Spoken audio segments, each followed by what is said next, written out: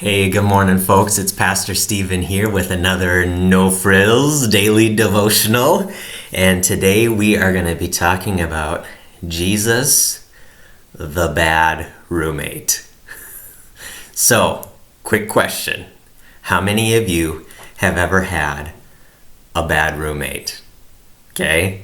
Married people, be careful not to raise your hand to that question, right? How many of you have maybe been the bad roommate? Oofda. Okay, and what got me thinking about this is an obscure passage, okay? And so I want you to track with me for just a little bit, okay? I had many opportunities to have bad roommates. When I went to college, I decided that I was going to stay in the dorms all 4 years of college, okay? And so I had many different roommates that were all over the spectrum between being good and being bad, okay? But track with me for a little bit and I'll explain why Jesus would be a bad roommate, okay? So this is Isaiah. I'm going to pick up here, and this is Isaiah chapter 4, and I'm going to read to you an obscure verse, but hold on for me, okay? This is Isaiah chapter 4, verse 1. It's talking about this day of destruction, this day of judgment that's coming for Israel, okay? Where they're going to get deported to Babylon, and Isaiah is kind of talking about a lot of bad stuff that's going to happen. And he says this, he says, "In that day, 7 women will take hold of one man and say, 'We will eat our own food and provide our own clothes. Only let us be called by your name.'"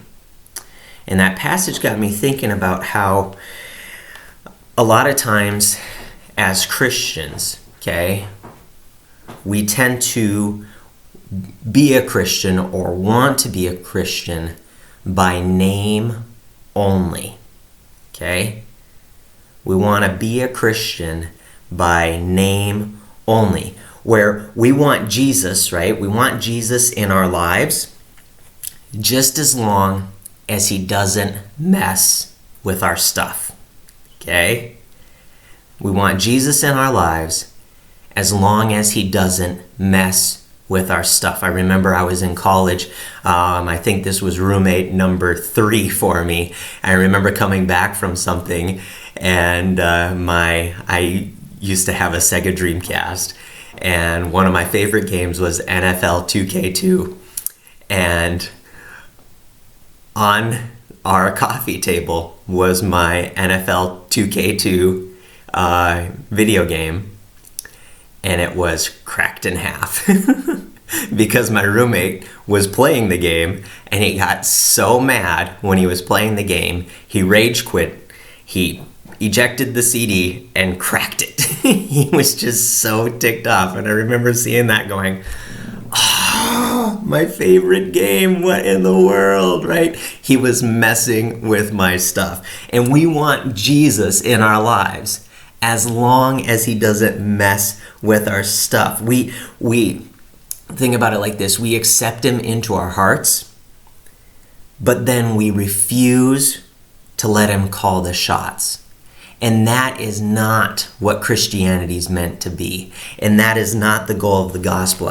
I talked about this a little bit on Sunday at our church about how the goal of the gospel, okay, it's not that I accept Jesus into my heart, okay?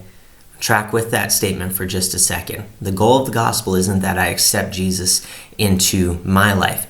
It's that I've been accepted into his life. It's not that I accept him into my life. It's that I've been accepted into his life. See, Jesus doesn't want to just be this quiet guy in the background, okay? He doesn't want to just be this quiet guy in the background of your life. When we invite Jesus into our lives, he's wanting all of our lives. He's wanting complete surrender. He's wanting us to give up control and surrender our lives to him. He doesn't want to be this just nice little quiet guy, this character in the background who doesn't say much and just kind of lets us do our own thing. But when we need him, then we can call on him. That's not the goal of the gospel, and that is not true Christianity. Let me show you what true Christianity is, okay?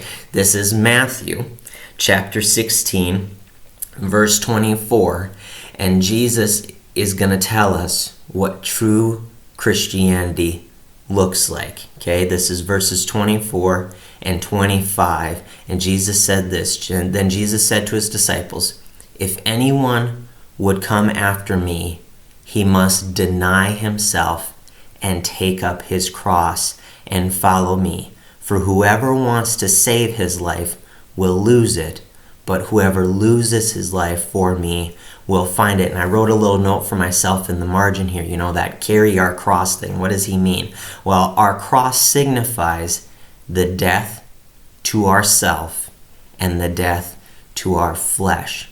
And so I just want to encourage you and challenge you today, hey, let's invite Jesus in, but not just as a quiet background character in our lives.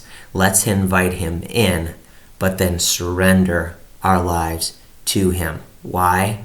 Because we can trust him, because he's good, because he's faithful, and because he knows what's best for our lives. Hey, you guys, thanks for tracking with me.